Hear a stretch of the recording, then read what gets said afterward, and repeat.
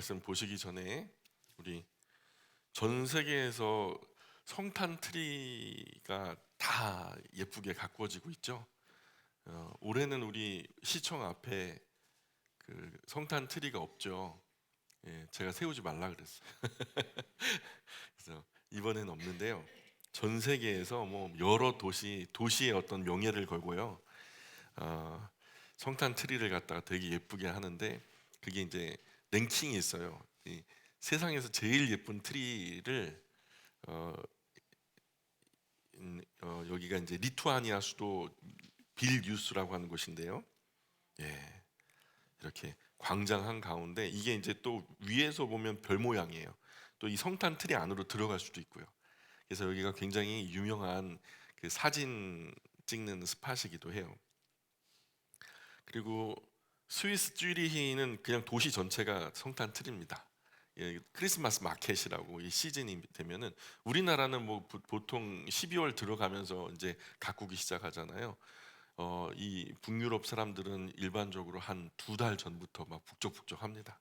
예, 2달 전부터 원래 이제 우리가 이력으로도 그 성력으로도요.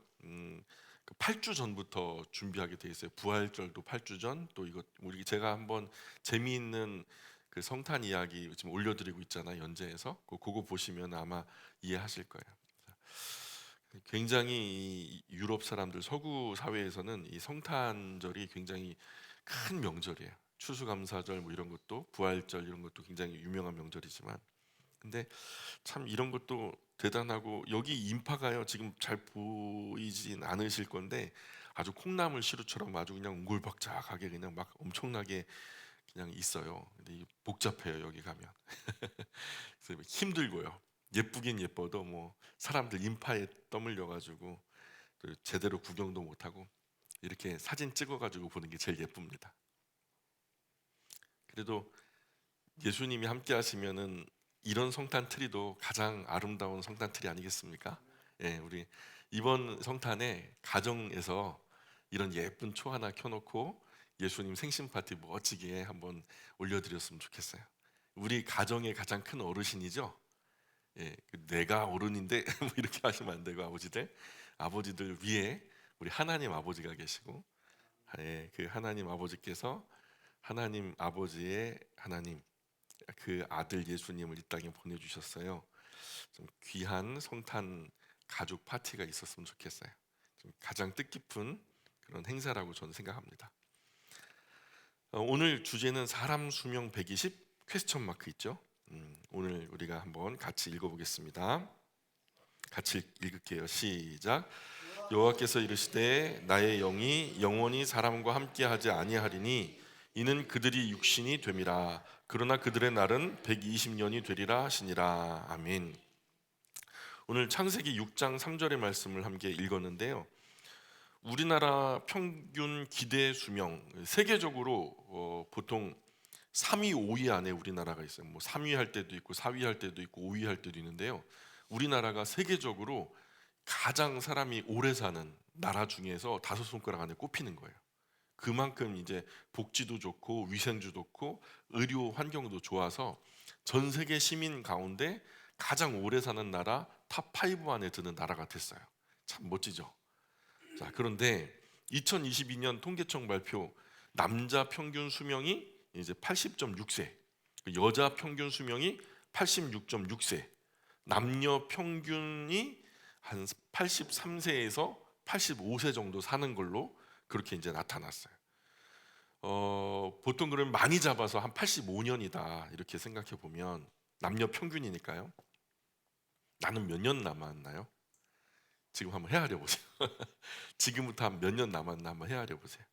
이 물론 이제 평균이니까 에버러지니까 이거보다 물론 우리 다 더 사실 테지만 어쨌든 뭐 여기서는 뭐 사고로 돌아가시는 분들도 있고 뭐 질병으로 돌아가시는 분 다 포함해서 평균이니까 여기서 기본적으로 한 5년 10년 더 사신다고 봐도 무방할 거예요. 아마 오래 사실 거예요. 예. 성경을 제하고 세상에서 가장 오래 산 사람이 기록이 되기 시작한 이후로 가장 오래 산 사람의 나이가 몇 살일까요? 성경 제하고. 그러니까 무드셀라 그거 말하려고 그러죠. 그거 말고 그러니까 말고 예? 109세? 그 1년 차이 127세까지 사는 그 어르신이 계신데요. 근데 이제 이 비공식이에요. 이 마을 사람들이 다 입증을 해줘서 127세까지 사셨던 어르신이 있다, 뭐 이렇게 알려져 있는데요. 근데 이 기네스북에 이게 등재돼 있어요. 근데 간혹요 120세 사는 분들이 이상으로 사는 분들이 이렇게 몇 분씩 나와요. 뉴스에 등장해요. 그러면요 좀 마음이 불편해요. 왜 불편하냐면 성경에 사람이 아무리 살아도 120년 산다고 돼 있는데 120년 넘어 살면 어쩌자는 거예요. 예? 그래서 마치 성경을 보호하는 정의의 파수꾼처럼 그 뉴스 볼 때마다 왜 그렇게 오래 살고 난리야? 120세까지만 살아야지. 막 이렇게 어렸을 때 그렇게 발끈했던 적도 있었는데, 그 이유가 창세기 6장 3절에서 그들의 날은 120년이 되리라 이런 말이 있잖아요. 근데 이게 과거 이 여러 강사 목사님들이나 여러 뭐 다양한 어떤 강단에서의 목사님들이 하나님께서 이게 사람이 진짜 못돼 먹어 가지고 그냥 오염된 이후에 사람의 수명을 갖다 그냥 한계를 지어버렸다. 그래가지고 사람의 한계 연령이 120세가 됐다. 아무리 오래 살아도 그거 넘지 못한다. 뭐 이렇게 하나님께서 심판하셨다는 거예요. 저는 그렇게 배웠어요. 저는 그렇게 배워왔기 때문에 좀 잘못 배운 탓이죠. 간혹 120세 넘는 어르신이 뉴스에 나오면 그것 때문에 좀 마음이 불편한 거예요. 그런데 안타깝게도 현재 다수의 목사님과 수많은 그리스도인이 아직도 이 말씀을 하나님께서 정하신 사람의 한계 수명을 120세다라고 하나님이 정하셨다 이렇게 이해하고 있는 거예요. 이렇게 아직도 이 말씀대로라면 사람은 절대로 120세를 넘게 살 수 없어야 되거든요. 이게 하나님의 심판이라면. 사실 오늘 우리가 읽었던 창세기 6장 3절은 많은 사람이 다른 견해를 주장하는 말씀이 있어요.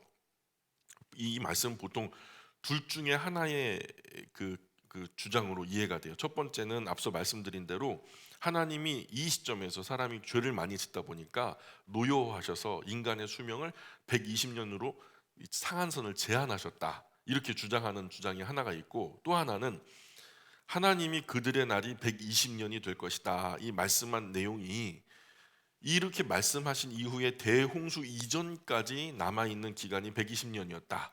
이렇게 이제 주장하는 거죠. 무슨 의미인지 이해 가시죠?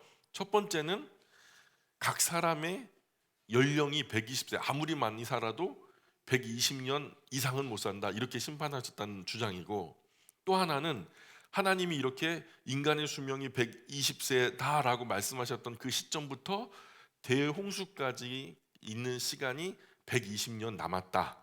이렇게 주장하는 게 또 한 가지 주장이에요. 두 가지 주장이 큰 두 가지 주장이죠.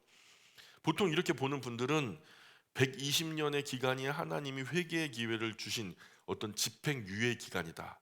이 기간 안에 반성하고 회개하면 하나님이 대홍수를 멈추실 수도 있었을 거다. 뭐 이렇게 주장하기도 해요. 자, 그런데 한국 교회는 통상적으로 이 두 주장 중에 첫 번째 주장인 사람의 수명의 한계가 120세가 됐다. 이렇게 믿고 받아들이는 분들이 훨씬 더 많아요.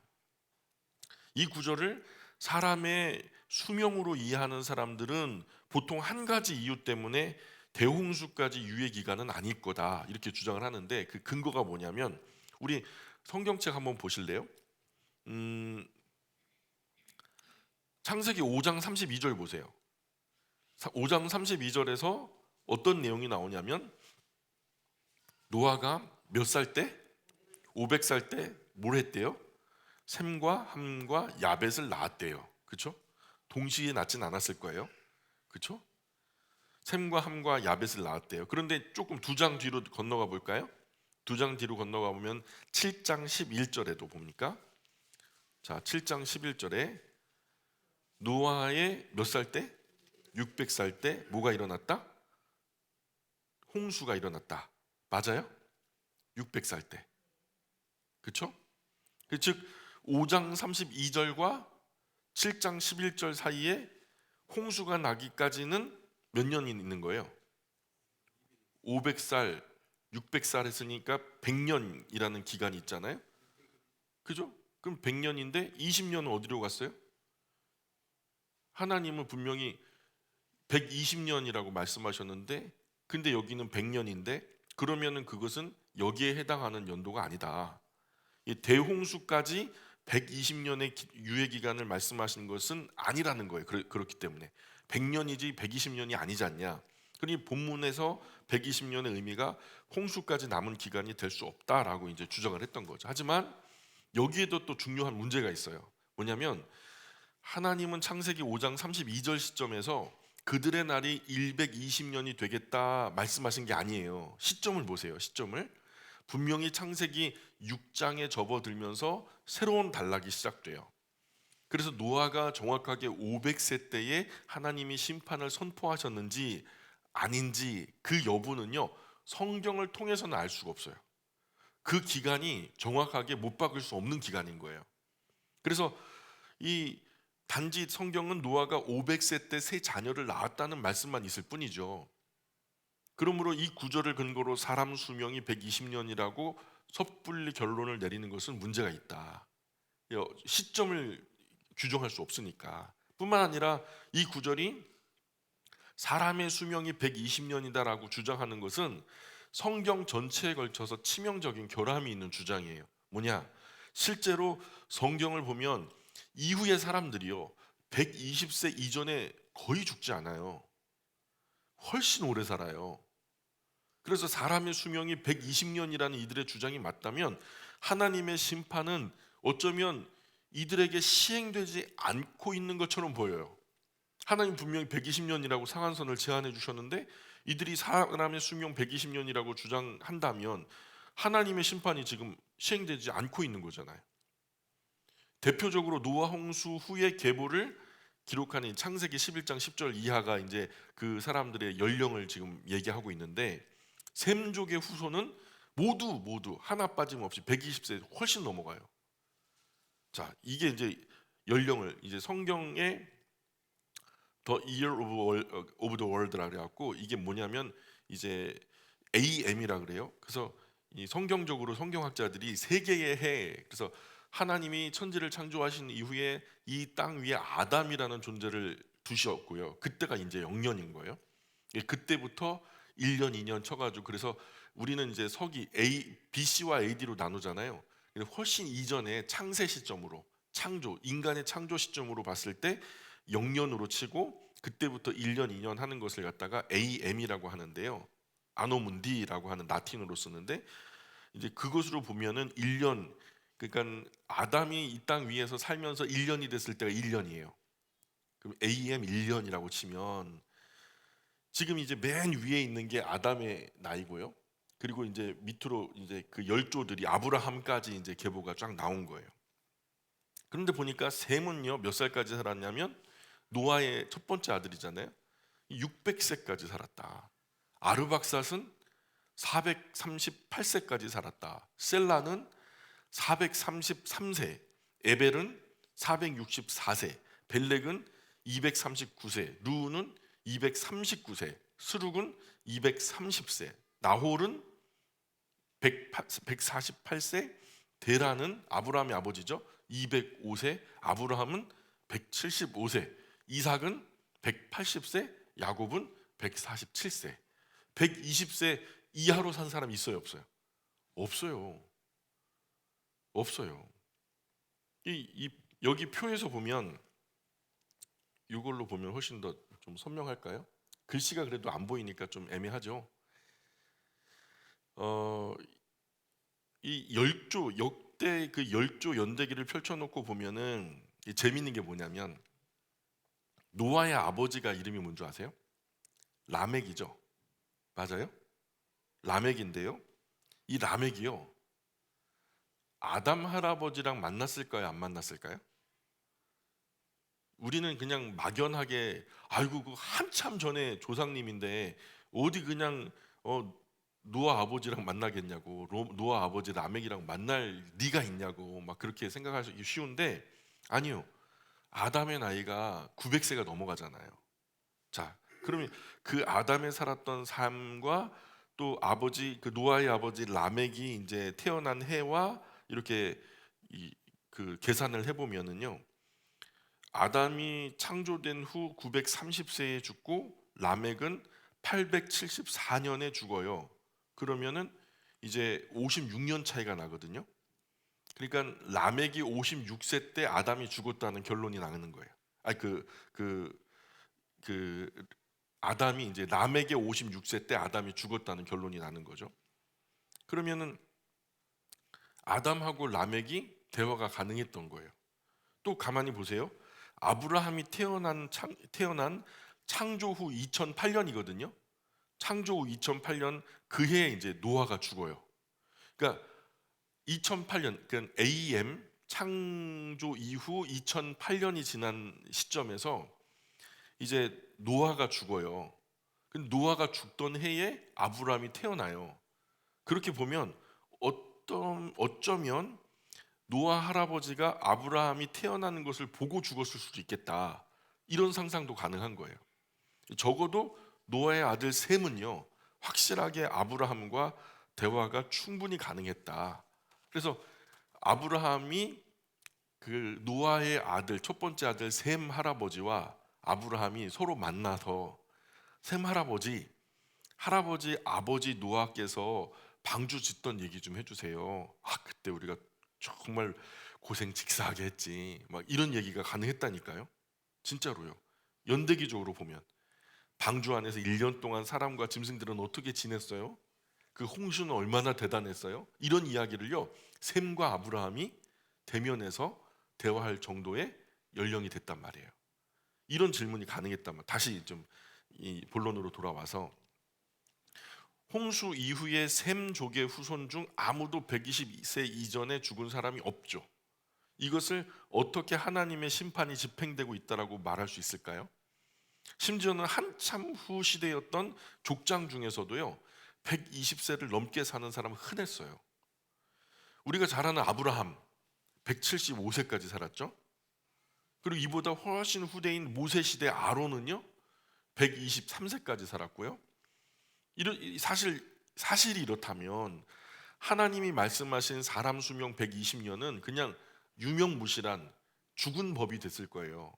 이게 만약에 그런 목적으로 하나님이 선포하셨다면 시행되지 않는 거죠. 따라서 이 말씀은 사람 수명이 120년이 되겠다라고 말씀하신 것이 아니라는 말씀인 거예요.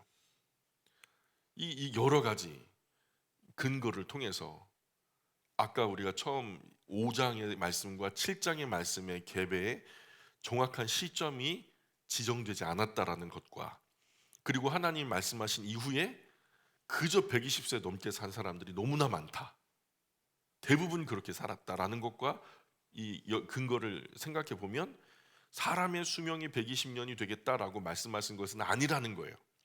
맥락상에도 그렇고 성경 전체의 분위기 속에서도 그렇고. 자, 그러면 본문 안으로 우리가 들어와야 되겠죠. 본문 안으로 들어와서 성경 본문의 문맥 안에서도 이 구절이 사람의 수명을 말씀하고 있는 것으로 보기는 어려워요. 이 말씀이 포함된 구절은 하나님이 홍수 심판을 선언하시는 부분인데요, 아까 우리가 봤던 창세기 5장 5절로 한번 건너가 볼까요? 창세기 5장 5절에는 뭐 구구절절이 여러 말씀들이 있지만은 요는 그거예요. 5장 5절에서는 하나님은 사람의 죄악이 세상에 가득함과 그 마음으로 생각하는 모든 계획이 항상 악할 뿐임을 보셨죠. 그게 5장 5절의 기록이에요. 5장 6절의 기록은 뭐죠? 그래서 이 사람이 너무 악한 거예요. 그러니까 하나님은 땅 위에 사람을 지으셨음을 한탄하시면서 마음에 근심하셨다. 예. 그리고 5장 7절로 가보면 그래서 하나님께서 창조한 사람을 내가 지면에서 쓸어버리기로 작정하셨다. 자, 본문은요 이렇게 말씀하는 맥락에서 나온 말씀이에요.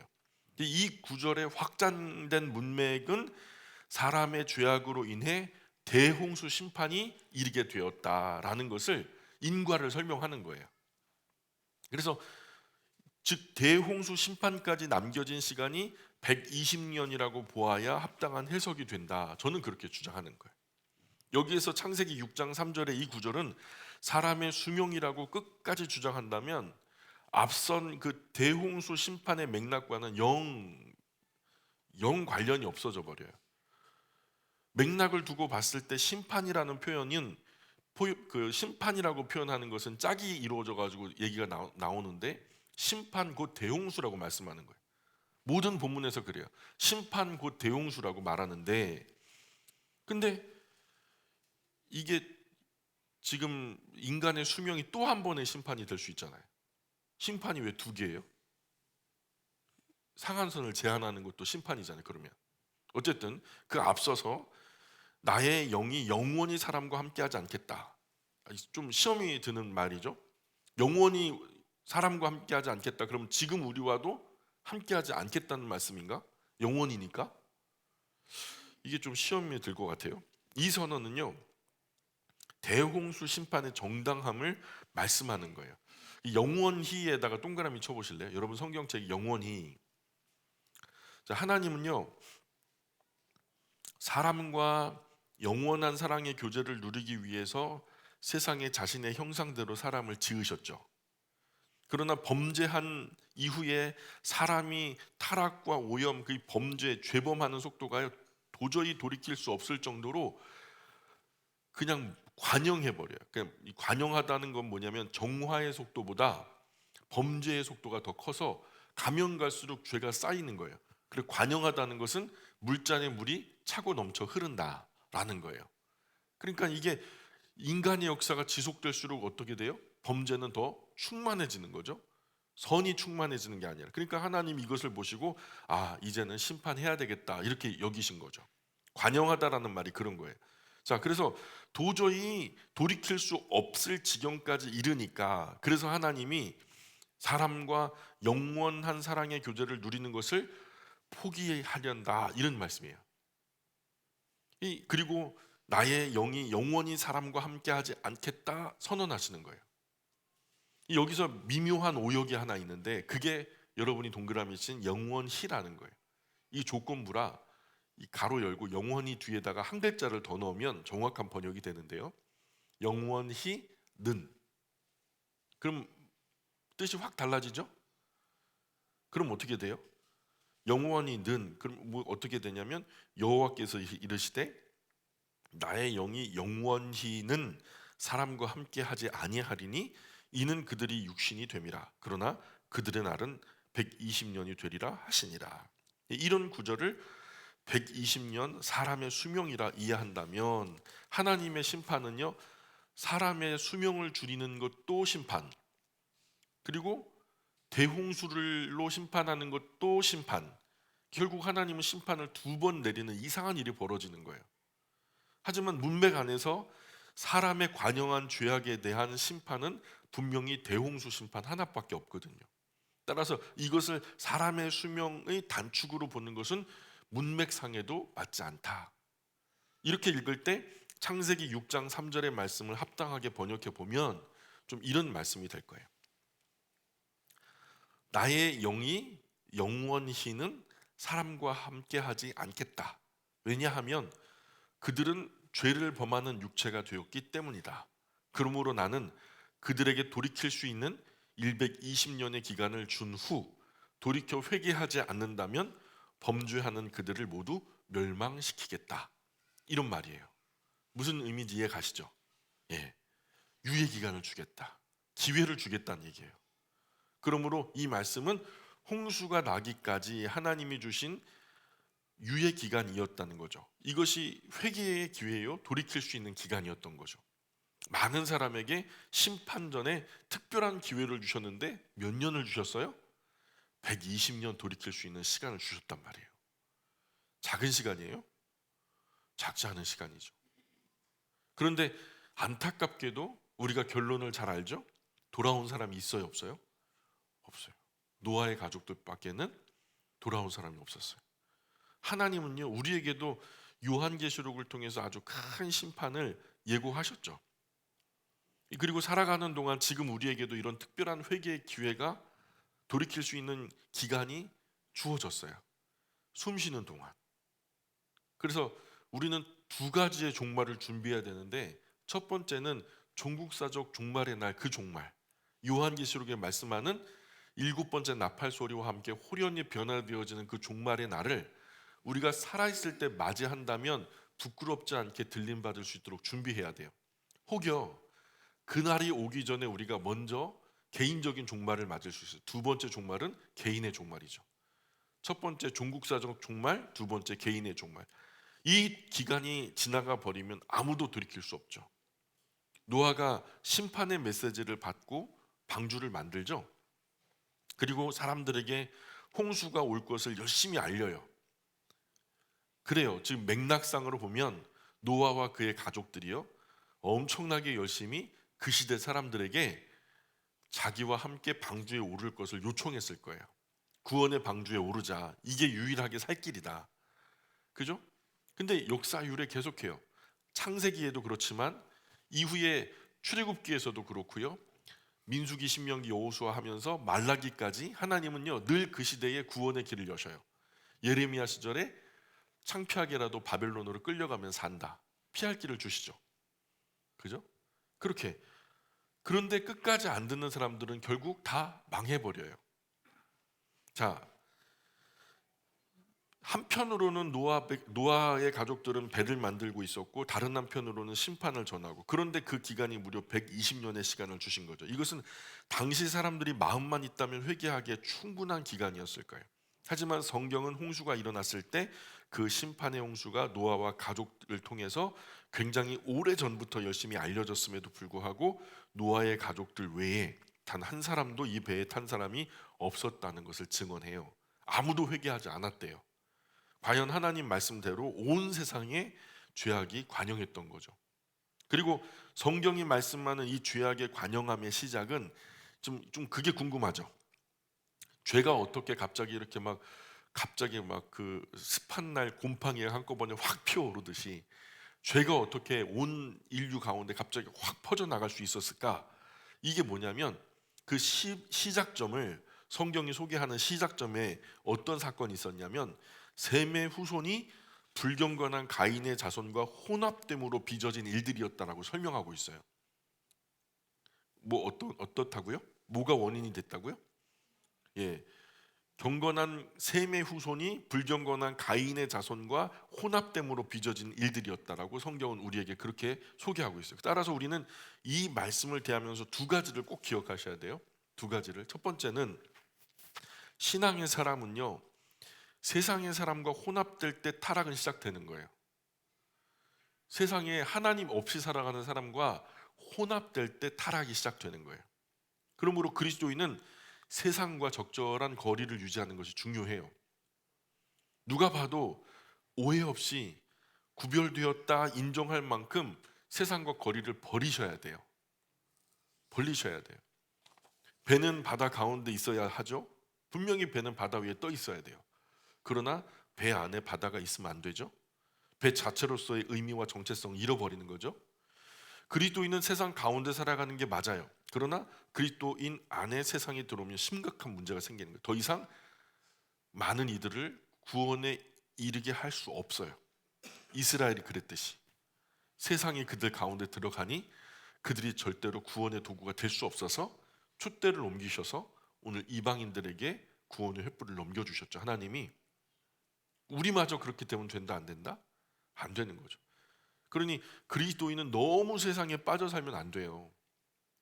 예, 가족과 교회 안에서 화목한 행복을 누리고 오직 하나님을 경외함으로 살아가는 것이 인생 최고의 지혜로운 사람들의 삶이라고 전도자는 말씀해요. 이 전도자는요, 돈도 많고 시간도 많고 부리는 사람도 많고 해서요, 눈에 보기에 좋은 거, 마음에 원하는 모든 거, 생각나는 모든 거, 하고 싶은 거 다 해봤대요. 아내도 1000명이나 얻어봤고 뭐 음식도 안 먹어본 게 없고요. 아는 지식도 많아요. 지혜도 뭐 출중하죠. 세상에서 그 전무후무한 지혜를 가졌을 테니까. 근데 그 사람이요, 노인이 될 때까지 살아보고요, 유일하게 깨달은 거 하나가 뭐냐면 그저 신앙 안에서 화목한 가정 안에서 행복을 누리고 오직 하나님을 경외함으로 살아가는 것이 인생이 누릴 유일한 복이라는 것을 알게 되었다. 이렇게 고백하잖아요. 그러니 쓸데없이 살지 마라, 이거죠. 젊은 사람들한테도 야, 너 꼭 기억해야 할 거 있다. 마음대로 살아. 네 눈에 좋은 거, 마음에 느껴지는 거 나처럼 다 살고 싶은 대로 살아. 근데 딱 한 가지만 기억해. 너의 창조자가 있다. 넌 청년의 때 곧 곤고한 날이 나는 아무 낙이 없다고 할래 가깝기 전에 너의 창조주를 기억하라. 그죠? 둘째, 이제 우리가 기억할 그 두 번째는 하나님이 우리를 얼마나 오래 참으시는지 우리는 알 수 없어요. 하나님이 참으시는 거지 내가 참는 게 아니잖아요. 그렇죠? 계속 참아주실지 아니면 여기서 끝내실지. 개인의 종말도 마찬가지고 어떤 역사의 종말도 마찬가지고. 하나님의 인내는요, 그러나 성경이 우리에게 말씀하는 하나님의 인내는 영원하지 않다는 것은 꼭 기억하셔야 돼요. 알파와 오메가요, 시작과 끝, 처음과 나중에 시작과 끝 되신 하나님은요, 시작하셨지만 반드시 끝이 있다고 말씀하세요. 그 인내의 때도 반드시 끝이 있어요. 인내의 끝에는 반드시 행한 그대로의 큰 심판이 있다는 것을 기억하셔야 된다는 거예요. 지금 우리 신앙생활 한번 돌아보고 우리 스스로 좀 세상과 너무 짝하여 사는 것은 아닌지, 하나님 오래 참으시는 것에 우리가 너무 익숙해져서 응석바지처럼 그냥 그래도 되는 줄 알고 하나님 수염 끄댕기면서 그렇게 살고 있는지. 예. 죄 짓는 일에 점점 간땡이가 죄송해요. 간땡이가 부어서 부을라서 그냥 우리가 하나님 앞에서 설만히 행하는 건 아닌지. 그래서 죄 짓기에 무감각해져서 하나님 앞에서 함부로 살고 함부로 생각하고 함부로 말하고 하는 건 아닌지. 가장 적절한 시간에 하나님께 돌아가서 온전하게 회복하셔야 돼요. 그 관계를.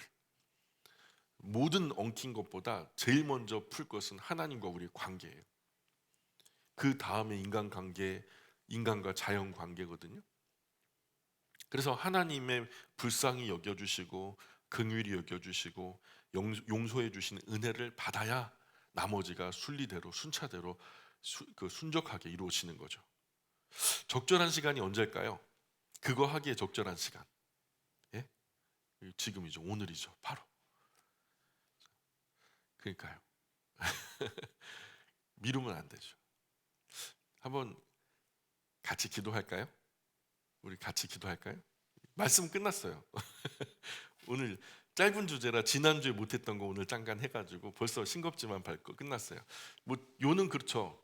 120년은 뭐다? 예?